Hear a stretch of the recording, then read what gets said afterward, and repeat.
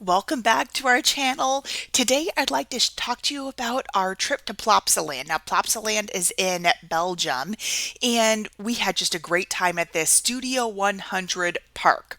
Now, let's get into it. We flew from the US over into Brussels, and this is kind of a map of our overall entire trip, but we landed in Brussels, then we drove all the way up to Plopsaland. It's really not that far. I think it was less than a 2 hour drive or so.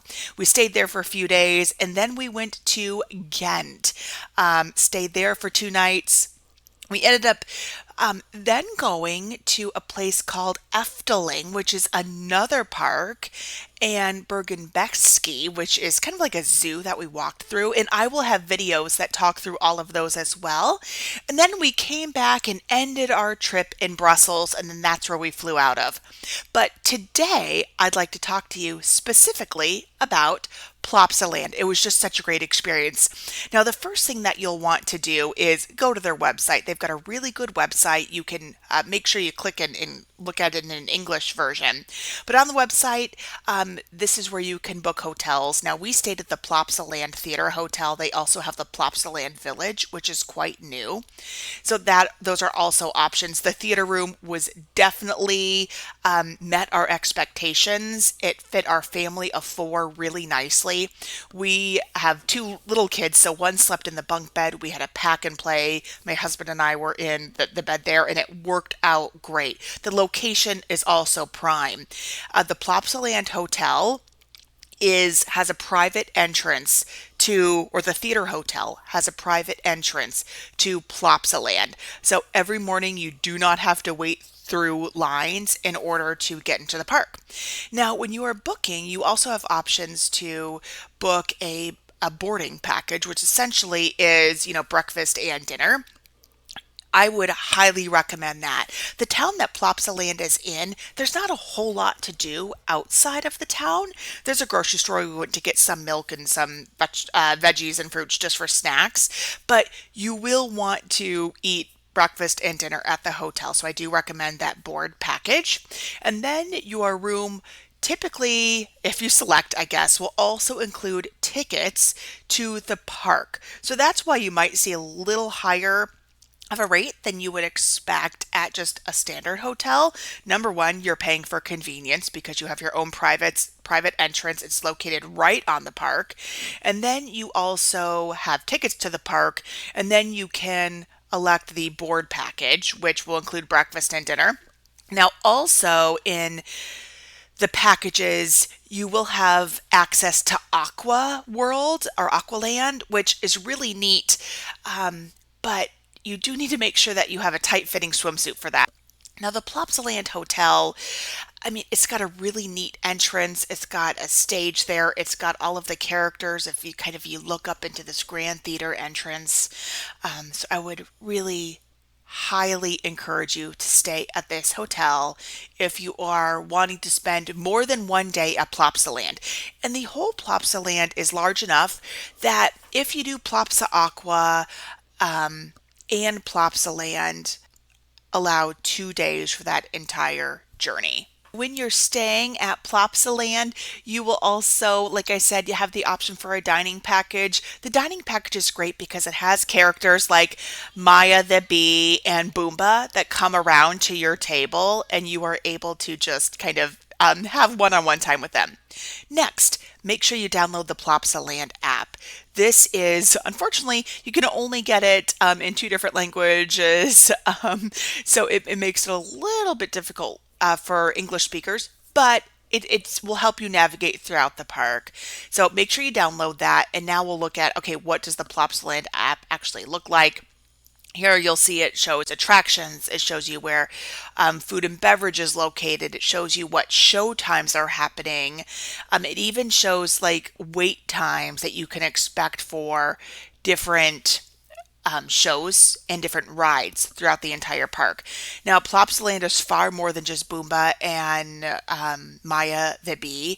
There are different areas within this park that highlight different productions from Studio 100.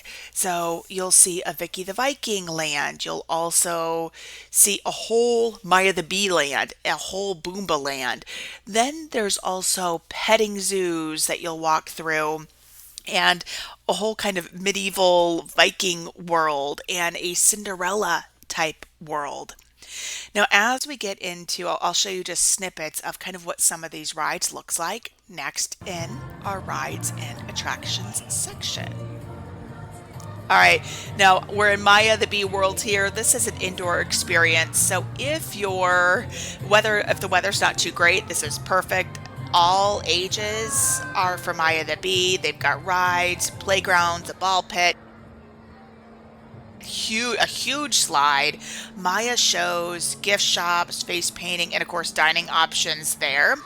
Then Boomba. This is also an indoor experience. This is geared more towards littler kids than Maya the Bee, but still was great, I would say, for under five. So you say they've got a ball pit here. They've got kind of like it's a small world type ride. Now getting out of the Maya the Bee and Boomba, you've got different things like we were up close and personal with goats. There's my daughter petting a goat. There's a whole goat world that was just an exciting place for them to interact with the animals.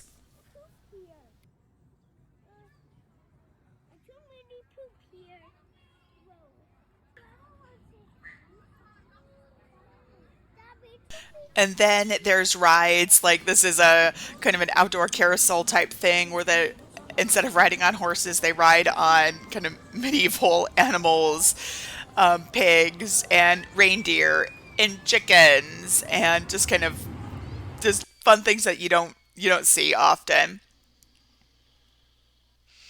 And then, of course, here's the Viking world, Vicky the Viking.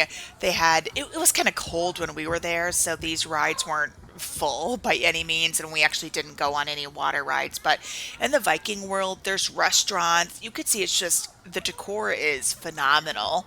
And the food was actually really good too in Vicky the Viking world, so make sure you check that out when you go to Plopsaland.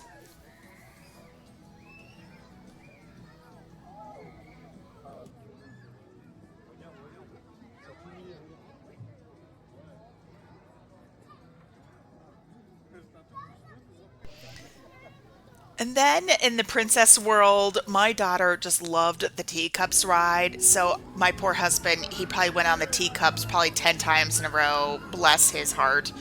And then you'll see just throughout, there's other rides like this. So they do have like a carousel right there. There's kind of an old school swinging chairs. Then there's also a really fun Jeep ride for the kids. My daughter absolutely loved this. Some kids didn't find it quite as fun as she did. Then there's these boats that you can ride on. It was like shaped like a duck, so you're riding in a duck boat. And then the next just kind of area um, was more of I think this was like an outer space type theme. There's of course, a character that goes along with it, but this is sure she's riding the helicopters. Just a lot of fun things.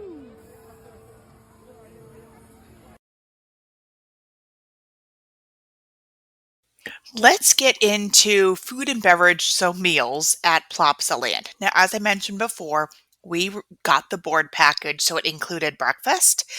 All packages include breakfast, but the board option also includes dinner. Now, we stayed 3 nights, and while the food it's well done, it's great. There's a children's section. It really is a great experience. It does get repetitive after a few days. So we had dinner there 3 times. They might have swapped out maybe 2 or 3 items, but it was pretty much the same meal for dinner and for breakfast. That was just fine for us. And there's plenty of selection, but I just want to make sure I point that out. Now, for lunches, you will eat lunch at the park. Now, there are a variety of different options there. So, from snacky type things, from churros to ice cream to popcorn, there are more sit down places like a village barbecue here. There's also a chicken and rib shack at Vicky the Viking World. There's sandwich shops throughout. There are there's a Cinderella cafe that is delightful and beautiful. They have pastas there. I highly recommend that. It's right by the teacups in the castle, and just different food places throughout the entire Plopsaland park. So while the board package takes care of your breakfast and your dinner, make sure you grab some French fries, some ice cream, a sandwich there in the park. Now, here's just a little look at what that Cinderella cafe I was talking about looks like from the inside.